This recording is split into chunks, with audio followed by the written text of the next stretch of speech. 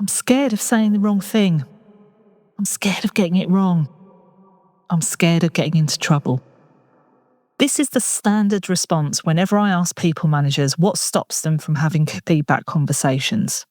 And yet we know that feedback from our line managers really matters. I mean, the clever eggheads at Gallup, the survey company, recently found that employees who receive daily feedback from their manager are 3 times more likely to be engaged than those who receive feedback once a year or less. Yet sadly, almost 50% of those asked in that same Gallup survey said they received feedback from their manager only a few times or less in the past year, while 26% strongly agreed that the feedback they received helps them to do their work better. So there's room for improvement, but feedback needs to be meaningful and balanced if it's going to have the right kind of impact. In this episode, we'll explore the things that help take the fear out of feedback conversations for you and for your team. You'll come away with practical tips and ideas to help you give feedback with confidence. So let's get into it. Well, hello there. Welcome to Manage with Confidence with me, your host, Dr. Hayley Lewis. Each episode, I'll explore common issues that people managers like you often grapple with. For example, giving negative feedback or keeping your team motivated during change, or maybe you're trying to manage people with diverse needs. I'm here with you, giving you support when you need it so that you can manage with confidence. So sit back, grab a cuppa and find out what to expect from today's episode. First of all, why do we avoid giving feedback? Why do we get so scared at the thought of telling someone how they're doing, trying to help them be and do better? I think, first of all, sometimes we just assume that people don't want feedback. As a 2022 study led by Dr. Nicole Abbey-Esber found, there was a disconnect between the employees actually wanting constructive feedback and managers' avoidance of giving it. And that same study concluded that the stress and anxiety that managers feel about giving feedback acts as a blocker, meaning that managers end up significantly underestimating the extent to which people want helpful feedback. In other words, it's what we tell ourselves to let us off the hook of doing the thing that we think is scary or difficult. Some of us also exaggerate how the conversation will go. We play it out in our minds, we imagine the worst case scenario, and that just adds to the stress and anxiety we might already be feeling. But whenever I ask coaching clients, what's the worst thing that will happen if you have this conversation? Once they've thought about it for a minute, nearly every time they will say the feedback recipient might get upset. I then ask if the person is likely to get physical or throw stuff or be violent. And in almost 30 years of having these conversations, I've yet to come across someone who answers a definitive yes. More often than not, they look at me like I'm a little bit crazy for even suggesting it. So then I ask again, and I'm asking you, what's the worst could happen? Or let's flip it on its head. What's the best thing that could happen if you had this conversation? So why do people react badly to feedback?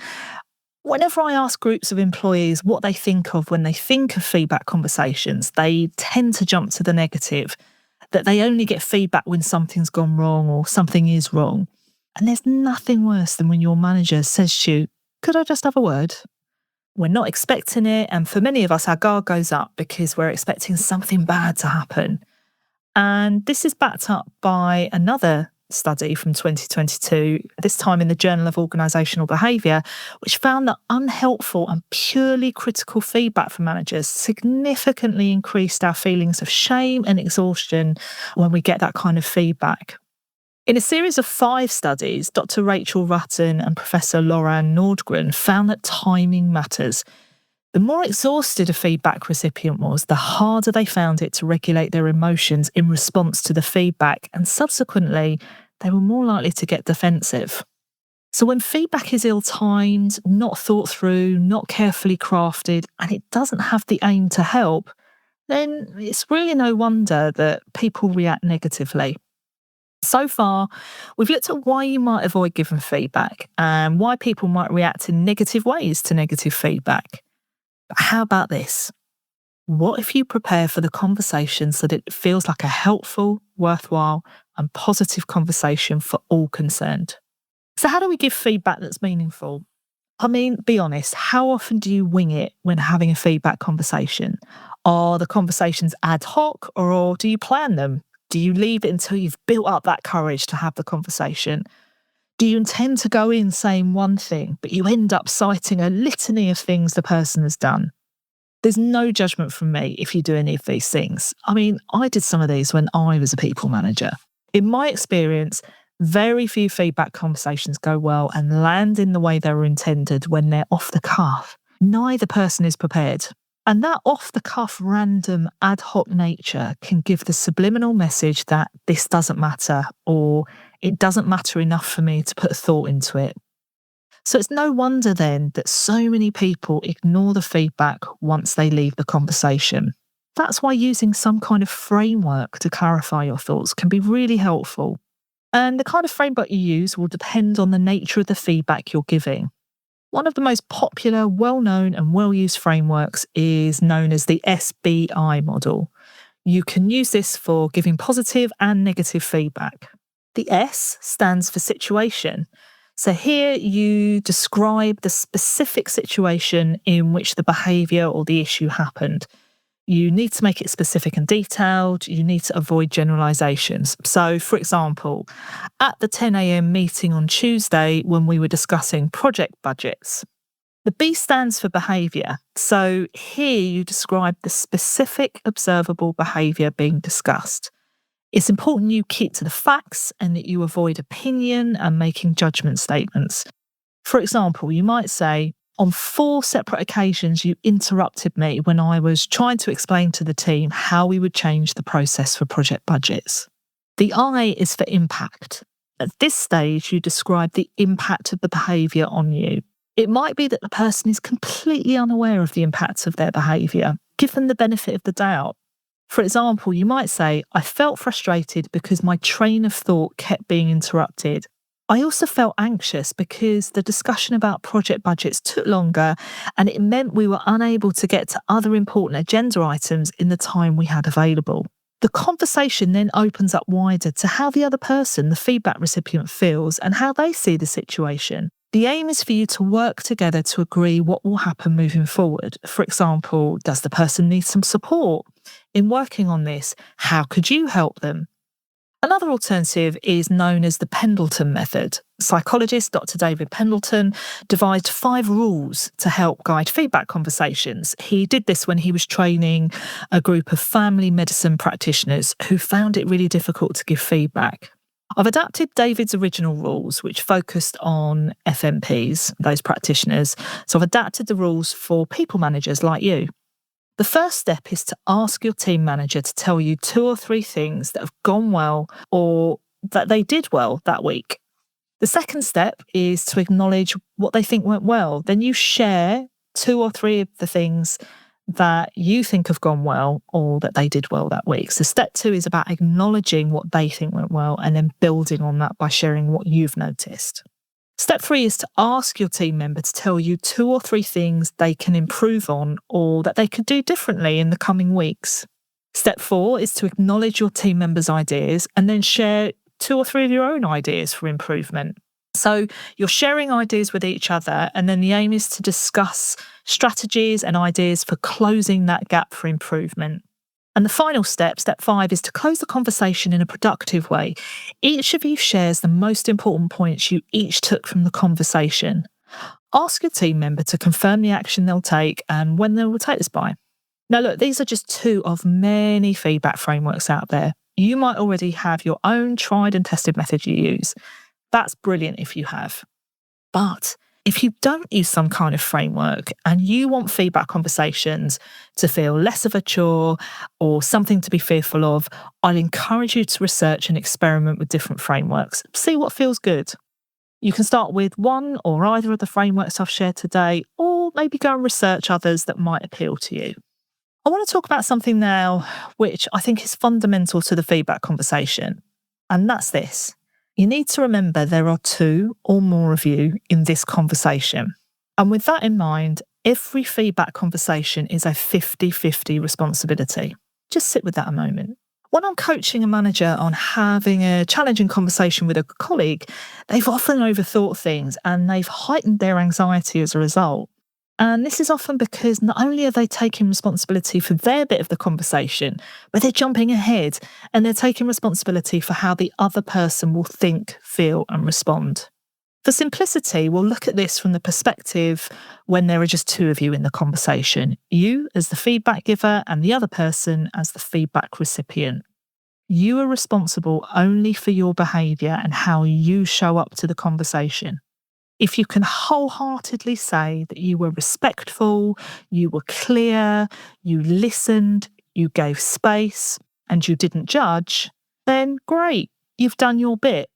How the other person reacts and responds is their responsibility. That's theirs to own. So here are some ideas of what 50-50 responsibility can look like in a feedback conversation. Let's start with you, the feedback giver. So your 50% could be giving clear, specific and detailed feedback based on your own direct observation. It could be establishing a respectful dialogue and using respectful language, creating an action plan together, working with the other person, not doing to them, checking for understanding by asking questions, giving the person the benefit of the doubt, giving space for thinking and responding. Sometimes, particularly if it's a tough message, people just need some time to think and process. Let's look at the other side. For the feedback recipient, their 50% could be taking the feedback in the spirit with which it was given. If the feedback giver is clear and respectful and genuinely seems like they want to help, then the receiver should receive it in kind. The feedback recipient should also be an active participant, asking clarifying questions, avoiding defensive reactions, regulating their emotions, being aware of and managing their responses to certain triggers and being aware of those triggers, and working with the feedback giver to develop an action plan, including agreeing what will happen and by when. So let's end today's episode where we began, with our lovely friends from Gallup. So in their survey of employees around the world, people reported that feedback is meaningful when their manager focuses on recognition, collaboration, goals and priorities, and underlying strengths. So here's a reminder of the key ideas that I've shared with you in today's episode that will help create more meaningful feedback conversations. Number 1, preparation is key. Very few of us can wing these kinds of conversations.